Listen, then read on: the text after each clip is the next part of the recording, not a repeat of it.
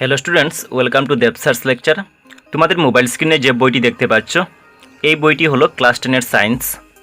So আজ আমি এই ভিডিওতে ক্লাস 10-এর সায়েন্সের অধ্যায় নাম্বার 7 নিয়ন্ত্রণ ও সমন্বয় এই অধ্যায়ের ইম্পর্টেন্ট কোয়েশনসগুলো বলে দেব, যে কোয়েশনসগুলো আপকামিং HSLC এক্সামের জন্য অনেক বেশি ইম্পর্টেন্ট হবে এবং এই ইম্পর্টেন্ট কোয়েশনসগুলো থেকে তোমরা অনেকগুলো কোয়েশনস এক্সামে কমন পাবে। সো ভিডিওটি এক সেকেন্ডও স্কিপ না করে তোমরা প্রথম থেকে শেষ পর্যন্ত দেখতে থাকবে এবং ক্লাস 10-এর সায়েন্সের অল চ্যাপ্টারের ইম্পর্টেন্ট কোয়েশনসের ভিডিও সবার আগে পাওয়ার জন্য তোমাদেরকে এই চ্যানেলটি সাবস্ক্রাইব করে বেল আইকনে প্রেস করে রাখতে হবে। তাহলে চলো এখন আমরা এই চ্যাপ্টারের ইম্পর্টেন্ট কোয়েশনসগুলো দেখে নেই। প্রথমে তোমরা সবাই মনে রাখবে HSLC এক্সামে সায়েন্সের যে চ্যাপ্টারগুলো দেওয়া থাকে এই চ্যাপ্টারগুলোর ইউনিটস বা টপিকগুলোর ভিতর থেকে কোয়েশনস আসে। সো এই চ্যাপ্টারের প্রথম ইউনিটটি হলো ইউনিট 7.1 প্রাণীর স্নায়ুতন্ত্র। এই ইউনিটের নেক্সট পেজে আমি কতগুলো লাইন দাগিয়ে রেখেছি। এই লাইনগুলো থেকে HSLC এক্সামে কোয়েশন আসে।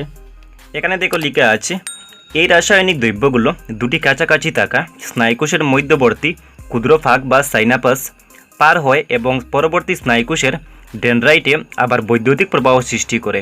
এই লাইন থেকে তোমাদের এক্সামে একটি কোয়েশন আসে যে স্নায়ুকোষের মধ্যবর্তী ক্ষুদ্র ফাঁককে কি বলে। তোমাদেরকে আনসারে লিখতে হবে সাইনাপাস। তারপরও এখান থেকে আরও কোয়েশনস আসে, এই কোয়েশনসগুলো আমি তোমাদেরকে ভিডিওটি শেষে বলে দেব। সো নেক্সট পেজে আমরা চলে যাই। নেক্সট পেজ হলো পেজ নম্বর 116। সো এই পেজ নাম্বার আরেকটি ইউনিট দেওয়া আছে, দ্যাট ইজ ইউনিট 7.1.1 প্রতিবর্ত বা প্রতিক্রিয়াতে কি হয়। এখানে থেকে আমি একটি লাইন দাগিয়ে রেখেছি, আমাদের পরিবেশের কোনো পরিবর্তনের ফলে স্বাভাবিকভাবে যে প্রতিক্রিয়া আমরা দেখি সেটি প্রতিক্রিয়া। সো তোমাদের এক্সামে কোয়েশন আসতে পারে যে প্রবর্তিত বা প্রতিক্রিয়া কাকে বলে। সো এই লাইন থেকে তোমরা আনসার লিখতে পারবে। এই ইউনিটের নিচের দিকে আমি আরও কতগুলো লাইন দাগিয়ে রেখেছি। এখান থেকে একটি কোয়েশন আসতে পারে যে প্রতিবেনু কি। তারপর আরেকটি কোয়েশন আসতে পারে যে সংজ্ঞাবাহী বা আজ্ঞাবাহী স্নায়ুর মধ্যে পার্থক্য কী। তারপর এই প্যারাগ্রাফ থেকে একটি কোয়েশন আসতে পারে যে প্রাণীর শরীরে প্রতিবেনু কেন সৃষ্টি হয় বা প্রাণীর শরীরে প্রতিবেনু সৃষ্টি হওয়ার কারণ কি। এই কোয়েশনগুলো তোমরা তোমাদের নোটবুকে লিখে রাখবে এবং এই কোয়েশনগুলোর আনসার তোমাদেরকে শিখতে হবে। নেক্সট পেজে আমরা চলে যাই। নেক্সট পেজ হলো পেজ নম্বর 117। এই পেজ নাম্বার আরেকটি ইম্পর্টেন্ট ইউনিট দেওয়া আছে, দ্যাট ইজ ইউনিট 7.1.2 মানুষের মস্তিষ্ক। এই ইউনিট থেকে প্রতি বছর ম্যাট্রিক এক্সামে কোয়েশন আসে। এখানে দেখো আমি একটি লাইন দাগিয়ে রেখেছি, মস্তিষ্ক ও স্নায়ুরজ্জু মিলেই কেন্দ্রীয় স্নায়ুতন্ত্র গঠিত। এখান থেকে একটি কোয়েশন আসতে পারে যে কেন্দ্রীয় স্নায়ুতন্ত্র কী দিয়ে গঠিত। তোমাদেরকে আনসারে লিখতে হবে মস্তিষ্ক এবং স্নায়ুরজ্জু মিলেই কেন্দ্রীয় স্নায়ুতন্ত্র গঠিত। এরপর দেখো লেখা আছে, এই মস্তিষ্ক এবং স্নায়ুরজ্জু সমস্ত শরীর থেকে তথ্য সংগ্রহ করে এবং তাদের সংকলিত করে। সো তোমাদের এক্সামে এখান থেকে আরেকটি কোয়েশন আসতে পারে যে কেন্দ্রীয় স্নায়ুতন্ত্রের কাজ কী। নেক্সট আমি আর কতগুলো লাইন নিচে দাগিয়ে রেখেছি। এখানে দেখো লেখা আছে, কেন্দ্রীয় স্নায়ুতন্ত্র এবং শরীরের বিভিন্ন অংশের মধ্যে যোগাযোগ করে মস্তিষ্কের থেকে উৎপন্ন হওয়া কোরেটি স্নায়ু এবং স্নায়ুরজ্জু থেকে উৎপন্ন হওয়া স্নায়ুরজ্জু স্নায়ু দ্বারা গঠিত প্রান্তীয় স্নায়ুতন্ত্র। এখান থেকে আরেকটি কোয়েশন আসতে পারে যে প্রান্তীয় স্নায়ুতন্ত্র কী দিয়ে গঠিত। তোমাদেরকে আনসারের মধ্যে লিখতে হবে যে কোরেটি স্নায়ু এবং স্নায়ুরজ্জু স্নায়ু মিলে প্রান্তীয় স্নায়ুতন্ত্র গঠিত। তারপর দেখো আমি এখানে একটি লাইন দাগিয়ে রেখেছি, মস্তিষ্ক আমাদের চিন্তা করতে এবং সেই চিন্তার উপর ভিত্তি করে প্রয়োজনীয় কাজ করতে আদেশ করে। তোমাদের এক্সামে কোয়েশন আসতে পারে যে মস্তিষ্কের কাজ কী। তোমরা এই লাইনটি আনসারের মধ্যে লিখতে পারবে। নেক্সট দেখো আরেকটি ইম্পর্টেন্ট কোয়েশন এখান থেকে আসতে পারে যে মস্তিষ্কের তিনটি প্রধান ভাগ, প্রথমটি হলো প্রমস্তিষ্ক, দ্বিতীয়টি হলো মধ্য মস্তিষ্ক এবং তৃতীয়টি হলো নিম্ন মস্তিষ্ক বা পশ্চাৎ মস্তিষ্ক। সো এখান থেকে একটি কোয়েশন আসে যে মস্তিষ্কের প্রধান তিনটি ভাগ কী কী বা মস্তিষ্কের প্রধান তিনটি অংশ কী কী। সো তোমরা এখান থেকে প্রথম ভাগের নাম লিখবে প্রমস্তিষ্ক, দ্বিতীয় ভাগের নাম লিখবে মধ্য মস্তিষ্ক এবং তৃতীয় ভাগের নাম লিখবে নিম্ন মস্তিষ্ক বা পশ্চাৎ মস্তিষ্ক। তারপর এখান থেকে আরও অনেকগুলো কোয়েশন আসে যে প্রমস্তিষ্কের কাজ কী, মধ্য মস্তিষ্কের কাজ কী, নিম্ন মস্তিষ্ক বা পশ্চাৎ মস্তিষ্কের কাজ কী। মানে মস্তিষ্কের যে প্রধান ভাগগুলো রয়েছে এই ভাগগুলোর কাজ কী তা তোমাদের এক্সামে আসে। সো এইগুলো তোমরা খাতায় লিখে শিখে নেবে। নেক্সটে হলো এই প্রমস্তিষ্কই হচ্ছে মস্তিষ্কের প্রধান চিন্তা করার অংশ। সো তোমাদের এক্সামে একটি কোয়েশন আসতে পারে যে মস্তিষ্কের প্রধান চিন্তা করা অংশটির নাম কি। তোমাদেরকে আনসারের মধ্যে লিখতে হবে প্রমস্তিষ্ক। নেক্সট পেজে চলে যাই। নেক্সট পেজ হলো পেজ নম্বর 118। সো পেজ নম্বর 118 একটি চিত্র দেওয়া আছে এবং এই চিত্রটি হলো মানুষের মস্তিষ্ক। এই চিত্রটি তোমরা ভালো করে প্র্যাকটিস করবে এবং এই নামগুলো তোমাদেরকে মনে রাখতে হবে, কারণ এই চিত্রটি HSLC এক্সামে আসে। নেক্সটে দেখো এখানে লেখা আছে পেট ভর্তি থাকা ব্যাপারটা বোঝার জন্য প্রমস্তিষ্কের অন্য একটি নির্দিষ্ট অঞ্চল আছে যে ক্ষুধার্ত কিনা বুঝতে সাহায্য করে। তো তোমাদের এক্সাম এখান থেকে একটি কোয়েশন আসে যে ক্ষুধা বা তৃষ্ণা বুঝতে সাহায্য করে মস্তিষ্কের কোন অংশটি? তোমাদেরকে আনসারে লিখতে হবে প্রমস্তিষ্ক। নেক্সটে আমরা চলে যাই। সো নেক্সটে দেখো এখানে লেখা আছে রক্তচাপ, মুখের লালাক্ষরণ, বমি হওয়া ইত্যাদি কাজের জন্য পশ্চাৎ মস্তিষ্কের মেন্ডুলা অংশ দায়ী। সো তোমাদের এক্সামে একটি কোয়েশন আসে যে রক্তচাপ, মুখের লালাক্ষরণ, বমি হওয়া ইত্যাদি কাজের জন্য মস্তিষ্কের কোন অংশ দায়ী? তোমাদেরকে আনসারে লিখতে হবে মেন্ডুলা অংশ দায়ী। বা তোমাদের এক্সামে এইভাবে কোয়েশন আসতে পারে যে মেন্ডুলার কাজ কী? এই কোয়েশনসগুলো তোমরা নোটবুকে লিখে রাখবে। নেক্সটে দেখো লেখা আছে আবার অন্যান্য কাজ যেমন সোজা পথে চলা, বাইসাইকেলে চড়া, পেন্সিল উঠানো ইত্যাদি নিয়ন্ত্রণ করে সেরেবেলাম নামে মস্তিষ্কের অংশ। তো তোমাদের এক্সামে কোয়েশন আসতে পারে যে বাইসাইকেলে চড়া, সোজা পথে চলা, পেন্সিল উঠানো ইত্যাদি কাজ মস্তিষ্কের কোন অংশ নিয়ন্ত্রণ করে? তোমাদেরকে আনসারে লিখতে হবে সেরেবেলাম নামক অংশটি বা সেরেবেলাম নামক মস্তিষ্কের অংশটি। এবং এখান থেকে আরেকটি কোয়েশন আসতে পারে যে দেহের অঙ্গভঙ্গি বা সমতা রক্ষার জন্য মস্তিষ্কের কোন অংশ দায়ী? তোমাদেরকে সেম আনসারে লিখতে হবে যে সেরেবেলাম নামক মস্তিষ্কের অংশটি দায়ী। আমার এই ডিসকাশন থেকে তোমরা কোয়েশনগুলো তোমাদের নোটবুকে লিখে রাখবে, আমি বারবার বলে দিচ্ছি, কারণ এই কোয়েশনসগুলো এক্সামের জন্য অনেক বেশি কমন। নেক্সট হলো পেজ নম্বর 119। সো এই পেজ নম্বরে একটি ইম্পর্ট্যান্ট ইউনিট দেওয়া আছে, দ্যাট ইজ ইউনিট 7.1.4 স্নায়ুকলা কীভাবে কাজ করে।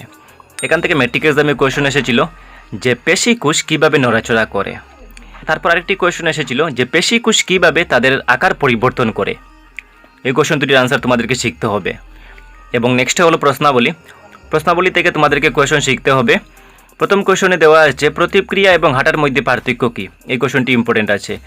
নেক্সট কোয়েশনটি হলো কোয়েশন নম্বর 2, দুটি স্নায়ুকোষের মধ্যবর্তী সাইনাপসে কী ঘটে? এই কোয়েশনটি ইম্পর্টেন্ট আছে এবং এই কোয়েশনটি HSLC 2015-এ এসেছিল। তারপর কোয়েশন নম্বর 3-তে লেখা আছে মস্তিষ্কের কোন অংশ অঙ্গভঙ্গি এবং দেহের সমতার জন্য দায়ী? এই কোয়েশনটি তোমাদেরকে আমি একটু আগে বলে দিয়েছি এবং এই কোয়েশনটি 2016 সালে ম্যাট্রিক পরীক্ষা একবার এসেছিল। নেক্সট কোয়েশনটি হলো কোয়েশন নম্বর 4। কোয়েশন নম্বর 4-এর মধ্যে লেখা আছে আমরা ধূপকাঠির সুন্দর গন্ধ কীভাবে পাই? এই কোয়েশনটি অনেক বেশি ইম্পর্টেন্ট আছে এবং এই কোয়েশনটি তোমাদের এক্সামে এইভাবেও আসতে পারে যে আমরা ধূপকাঠির সুগন্ধ কীভাবে পাই। নেক্সটে আমরা চলে যাই। নেক্সট হলো পেজ নম্বর 120। সো এই পেজ নম্বরে তোমাদের আরেকটি ইউনিট দেওয়া আছে, দ্যাট ইজ ইউনিট 7.2.1 উদ্দীপনার সাথে সাথে সাড়া দেওয়া। এখানে থেকে একটি চিত্র দেওয়া আছে, এই চিত্রটি হলো লজ্জাবতী লতা। এই লজ্জাবতী লতা থেকে তোমাদের এক্সামে একটি কোয়েশন আসে, এই কোয়েশনটি আমি তোমাদেরকে ভিডিওটি শেষে বলে দেব। নেক্সটে আমরা চলে যাই। নেক্সট হলো পেজ নম্বর 121। সো এই পেজ নাম্বারে আমি দেখো এখানে একটি লাইন দাগিয়ে রেখেছি এবং এই লাইনের মধ্যে লেখা আছে কেমোট্রাপিজমের একটি উদাহরণ হলো পরাগরেণু ডিম্বাশয়ের দিকে গমন। সো এই লাইন থেকে ম্যাট্রিক এক্সামে একটি কোয়েশন এসেছিল যে কেমোট্রাপিজমের একটি উদাহরণ দাও। তোমার আনসারের মধ্যে লিখতে পারবে যে পরাগরেণু ডিম্বাশয়ের দিকে গমন করা হলো কেমোট্রাপিজমের একটি উদাহরণ। এগুলো তোমরা তোমাদের নোটবুকে লিখে রাখবে। নেক্সটে আমরা চলে যাই। নেক্সট হলো পেজ নম্বর 122। এখানে আরও অনেকগুলো ইম্পর্টেন্ট কোয়েশনস দেওয়া আছে। প্রথমে দেখো এখানে লেখা আছে যে উদ্ভিদের সঞ্জীবনী পদার্থের আরেকটি উদাহরণ হলো জিবারেলিন। সো তোমাদের এক্সামে কোয়েশন আসতে পারে যে উদ্ভিদ সঞ্জীবনী পদার্থের একটি উদাহরণ দাও। তোমরা আনসারের মধ্যে লিখতে পারবে জিবারেলিন। তারপর এখান থেকে কোয়েশন আসতে পারে যে উদ্ভিদের সঞ্জীবনী পদার্থ জিবারেলিনের একটি কার্য উল্লেখ করো। তোমরা আনসারের মধ্যে লিখতে পারবে যে এটি উদ্ভিদের কাণ্ডকে বৃদ্ধি করতে সাহায্য করে। নেক্সট থেকে এখানে লেখা আছে সাইটোকাইনিন কোষ বিভাজন প্রক্রিয়ায় গুরুত্বপূর্ণ ভূমিকা পালন করে বা গ্রহণ করে। এখান থেকে আরেকটি কোয়েশন আসতে পারে যে সাইটোকাইনিনের কাজ কী? সো তোমরা আনসারের মধ্যে লিখতে পারবে যে সাইটোকাইনিন কোষ বিভাজন প্রক্রিয়ায় গুরুত্বপূর্ণ ভূমিকা পালন করে। নেক্সট এখান থেকে আরেকটি ইম্পর্টেন্ট কোয়েশন আসতে পারে যে উদ্ভিদের ফল এবং পাতা ঝরতে সাহায্য করা সঞ্জীবনী পদার্থটির নাম কি? তোমরা আনসারের মধ্যে লিখবে যে অ্যাবসিসিক অ্যাসিড। নেক্সট হলো প্রশ্নাবলী। প্রশ্নাবলীতে অনেকগুলো ইম্পর্টেন্ট কোয়েশনস দেওয়া আছে। প্রথম কোয়েশনটি হলো উদ্ভিদ সঞ্জীবনী পদার্থ কী? এই কোয়েশনটি তোমাদেরকে শিখতে হবে। নেক্সট কোয়েশনটি হলো লজ্জাবতী লতার পাতার নড়াচড়া এবং অন্য উদ্ভিদের আলোর দিকে বেঁকে যাওয়ার মধ্যে কী পার্থক্য? এই কোয়েশনটি তোমাদেরকে শিখতে হবে এবং এই কোয়েশনটি 2019 সালে ম্যাট্রিক পরীক্ষা একবার এসেছিল। নেক্সট হলো কোয়েশন নম্বর 3, বৃদ্ধি পেতে সাহায্য করা উদ্ভিদ সঞ্জীবনী পদার্থের উদাহরণ দাও বা সঞ্জীবনী পদার্থটির নাম কি? এইভাবে আসতে পারে। এই কোয়েশনটিও 2019 সালে ম্যাট্রিক পরীক্ষা একবার এসেছিল। নেক্সট হলো কোয়েশন নম্বর 4, অক্সিন কীভাবে লতানো উদ্ভিদের সুরের বৃদ্ধিতে সহায়তা করে বা সাহায্য করে? এই কোয়েশনটি 2020 সালে ম্যাট্রিক এক্সামে একবার এসেছিল। এই কোশ্চেনটি তোমাদেরকে শিখতে হবে। নেক্সট হলো জলাবর্তন বোঝাতে কোনো একটি পরীক্ষা দেখাও। এই কোশ্চেনটি 2019 সালে ম্যাট্রিক এক্সামে এইভাবে এসেছিল যে একটি পরীক্ষার সাহায্যে জলাবর্তন প্রদর্শন করো। তোমরা মনে রাখবে HSLC এক্সামের কোশ্চেনগুলো ল্যাঙ্গুয়েজ অনেকভাবে চেঞ্জ হয়ে আসে। সো নেক্সটে আমরা চলে যাই। নেক্সট হলো পেজ নম্বর 123। এখানে দেখো আমি একটি লাইন দাগিয়ে রেখেছি। এখানে লিখে আছে প্রাণীর দেহের সমস্ত কার্যের মধ্যে সমন্বয় সাধন করার জন্য তন্ত্র অর্থাৎ অন্তঃস্রাবী তন্ত্রের অংশ হলো হরমোন। তোমাদের এক্সামে কোশ্চেন এসেছিল যে হরমোন কী। সো তোমরা এই লাইনটি লিখতে পারবে হরমোন কী এটির আনসারে। নেক্সট আমরা চলে যাই। নেক্সট হলো পেজ নম্বর 124। সো এখান থেকে একটি ইম্পর্টেন্ট কোশ্চেন তোমাদের এক্সামে আসে যে আমাদের খাদ্যে আয়োডিনযুক্ত লবণ গুরুত্বপূর্ণ কেন। বা এই কোশ্চেনটি তোমাদের এক্সামে অন্যভাবেও আসতে পারে যে আমাদের শরীরে আয়োডিনের গুরুত্ব কী। নেক্সট আমরা চলে যাই। নেক্সট হলো পেজ নম্বর 125। পেজ নম্বর 125-এ একটি প্রশ্নাবলী দেওয়া আছে। প্রথমে দেখো লিখা আছে প্রাণীর শরীরের রাসায়নিক সমন্বয় কীভাবে ঘটে। এই কোশ্চেনটি তোমাদেরকে শিখতে হবে। নেক্সট হলো আয়োডিনযুক্ত লবণ খাওয়ার প্রয়োজন হয় কেন। এই কোশ্চেনটি 2বার ম্যাট্রিক এক্সামে এসেছিল। সো এই কোশ্চেনটি তোমাদেরকে শিখতে হবে। নেক্সট হলো রক্তে অ্যাড্রিনালিন নিঃসৃত হলে আমাদের দেহ কীভাবে সাড়া দেয়। এই কোশ্চেনটি তোমাদেরকে শিখতে হবে।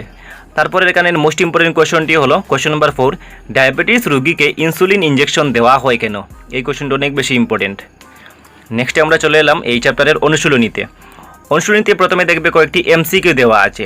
এই MCQগুলো তোমাদেরকে শিখতেই হবে, কারণ এই চ্যাপ্টার থেকে একটি MCQ HSLC এক্সামে আসবেই। সো নেক্সট পেজের মধ্যে আরও কতগুলো প্রশ্ন দেওয়া আছে। কোশ্চেন নম্বর 4-এ দেওয়া আছে আমাদের শরীরে গ্রাহকের কাজ কী। সো এই কোশ্চেনটি তোমাদেরকে শিখতে হবে। সো নেক্সট হলো কোশ্চেন নম্বর 5, স্নায়ুকোষ বা নিউরনের ছবি এঁকে তার কাজ বুঝাও। এই কোশ্চেনটি অনেক বেশি ইম্পর্টেন্ট এবং স্নায়ুকোষ বা নিউরনের ছবিটি পেজ নম্বর 115-এ আছে, মানে এই চিত্রটি তোমাদেরকে প্র্যাকটিস করতে হবে। নেক্সট ইম্পর্টেন্ট কোশ্চেনটি হলো কোশ্চেন নম্বর 8, উদ্ভিদে রাসায়নিক সমন্বয় কীভাবে হয়। নেক্সট হলো কোশ্চেন নম্বর 9, কোনো জীবের নিয়ন্ত্রণ এবং সমন্বয় এর জন্য প্রয়োজনীয় তন্ত্রের কী প্রয়োজন। এই কোশ্চেনটি তোমাদেরকে শিখতে হবে। তারপরে মোস্ট ইম্পর্টেন্ট কোশ্চেনটি হলো কোশ্চেন নম্বর 10। এই কোশ্চেনটি কিন্তু অনেক বেশি ইম্পর্টেন্ট। সো এই কোশ্চেনে লিখা আছে অনৈচ্ছিক কাজ এবং প্রতিক্রিয়ার মধ্যে কী পার্থক্য। এই কোশ্চেনটি তোমাদেরকে শিখতে হবে। নেক্সট হলো কোশ্চেন নম্বর 12, একটি লজ্জাবতী লতা নামক উদ্ভিদের নড়াচড়া এবং আমাদের পায়ের নড়াচড়ার মধ্যে কী পার্থক্য। এই কোশ্চেনটিও তোমাদেরকে শিখতে হবে। সো এই হলো কতগুলো কোশ্চেন। তারপর আমি তোমাদেরকে এই চ্যাপ্টারে যে ইউনিটস বা টপিকগুলো রয়েছে এই টপিকগুলো থেকে আরও কতগুলো কোশ্চেন্স দিচ্ছি। সো এই অ্যাডিশনাল ইম্পর্টেন্ট কোশ্চেন্সগুলো এখন তোমরা দেখে নাও। প্রথম অ্যাডিশনাল ইম্পর্টেন্ট কোশ্চেনটি হলো স্তন্যপায়ী প্রাণীর স্নায়ুতন্ত্রের প্রধান ভাগগুলোর নাম লেখো। নেক্সট কোশ্চেনটি হলো নিউরন কী। তারপরের কোশ্চেনটি হলো জলাবর্তন কী। এই কোশ্চেনগুলো কিন্তু অনেক বেশি ইম্পর্টেন্ট এবং জলাবর্তন কী এই কোশ্চেনটি 2019 সালের ম্যাট্রিক পরীক্ষায় একবার এসেছিল। নেক্সট কোশ্চেনটি হলো মানুষের মস্তিষ্কের চিত্র অঙ্কন করে বিভিন্ন অংশ চিহ্নিত করো। এই কোশ্চেনটি তোমাদেরকে আমি আগেই বলেছি। নেক্সট কোশ্চেনটি হলো সাইনাপাস কী। তারপরের কোশ্চেনটি হলো মানবদেহের নিয়ন্ত্রণ এবং সমন্বয়ের জন্য কাজ করা দুটি কলার নাম লেখো বা দুটি কলার নাম কি। নেক্সট কোশ্চেনটি হলো মিমোসা বা লজ্জাবতী লতা উদ্ভিদ কিভাবে উদ্দীপনার প্রতি প্রতিক্রিয়া করে। এই কোশ্চেনটি ইম্পর্টেন্ট আছে এবং এই কোশ্চেনটি 2015 সালের ম্যাট্রিক পরীক্ষায় একবার এসেছিল। তারপরের কোশ্চেনটি হলো রিসেপ্টর বা গ্রাহক কোথায় অবস্থিত। নেক্সট কোশ্চেনটি হলো প্রতিবেদন কোথায় উৎপন্ন হয়। এই কোশ্চেনটি অনেক বেশি ইম্পর্টেন্ট। তারপরের প্রশ্নটি হলো কোন হরমোনের অভাবে গলা ফুলে যায়। এই কোশ্চেনটি ইম্পর্টেন্ট আছে। তারপরের প্রশ্নটি হলো খাদ্যে আয়োডিনের অভাব হলে কোন রোগ হতে পারে। এই কোশ্চেনটি ইম্পর্টেন্ট আছে। নেক্সট ইম্পর্টেন্ট কোশ্চেনটি হলো কোমেট্রিপিজম বলিতে কী বুঝো। তারপরের প্রশ্নটি হলো কোন হরমোন বৃদ্ধি নিয়ন্ত্রণ করে। তারপরের প্রশ্নটি হলো অ্যাড্রিনালিন হরমোনের কাজ কী। নেক্সট কোশ্চেনটি হলো আমাদের দেহে থাইরক্সিন এর কাজ কী। তারপরের প্রশ্নটি হলো কোন গ্রন্থি টেস্টোস্টেরন হরমোন ক্ষরণ করে। তোমরা আমাকে ভিডিওটির কমেন্ট বক্সে গিয়ে কমেন্ট করে জানাবে যে কোন গ্রন্থি ইস্ট্রোজেন হরমোন ক্ষরণ করে। তারপরের প্রশ্নটি হলো শুক্রাশয় ও ডিম্বাশয় থেকে নিঃসৃত হওয়া হরমোনের কাজ উল্লেখ করো। তারপরের প্রশ্নটি হলো থাইরক্সিনের কাজ উল্লেখ করো। নেক্সট কোশ্চেনটি হলো অ্যাক্সিন এবং ডেনড্রাইটের মধ্যে দুটি পার্থক্য লেখো। তারপরের প্রশ্নটি হলো উদ্ভিদের চলন কত প্রকার ও কী কী। নেক্সট কোশ্চেনটি হলো দুই ধরনের স্নায়ু পদ্ধতির নাম লেখো। এই কোশ্চেনটি 2015 সালে ম্যাট্রিক পরীক্ষায় একবার এসেছিল। তারপরের প্রশ্নটি হলো স্নায়ুকলা কীভাবে পেশির চলাচল নিয়ন্ত্রণ করে। এই কোশ্চেনটি 2016 সালে ম্যাট্রিক পরীক্ষায় একবার এসেছিল এবং এই কোশ্চেনগুলোর আনসার তোমাদেরকে শিখতেই হবে। তারপরের প্রশ্নটি হলো সেরেবেলাম দ্বারা নিয়ন্ত্রিত ক্রিয়াকলাপসমূহ ব্যক্ত করো বা সেরেবেলামের কাজ কি, এইভাবে কোশ্চেনটি তোমাদের এক্সামে আসতে পারে। তারপরের প্রশ্নটি হলো প্রতিবেদনের বিভিন্ন উপাদানসমূহের নাম লেখো। এই কোশ্চেনটি 2017 সালে ম্যাট্রিক পরীক্ষায় একবার এসেছিল। তারপরের প্রশ্নটি হলো কেন্দ্রীয় স্নায়ুতন্ত্রের অংশ দুটো কী কী। তারপরের প্রশ্নটি হলো প্রান্তীয় স্নায়ুতন্ত্রের অংশ দুটো কী কী। এই দুটি কোশ্চেনের আনসার তোমরা শিখে রাখবে। তারপরের প্রশ্নটি হলো নিউরন অথবা স্নায়ুকোষ কত প্রকার, প্রত্যেক প্রকারের কার্য লেখো।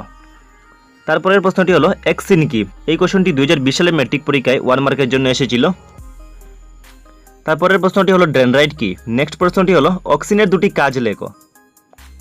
তারপরের প্রশ্নটি হলো কোনগুলো রোগ থাইরক্সিন হরমোন উপযুক্ত পরিমাণে ক্ষরিত না হওয়ার জন্য দায়ী।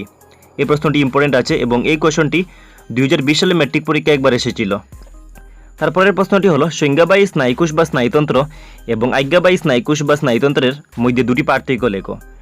তারপরের প্রশ্নটি হলো প্রতিক্রিয়ার দুটো উদাহরণ দাও। নেক্সট কোশ্চেনটি হলো কয়েকটি স্নায়ুকোষের নাম লেখো। তারপরের প্রশ্নটি হলো স্নায়ুপ্রেরণা কাকে বলে।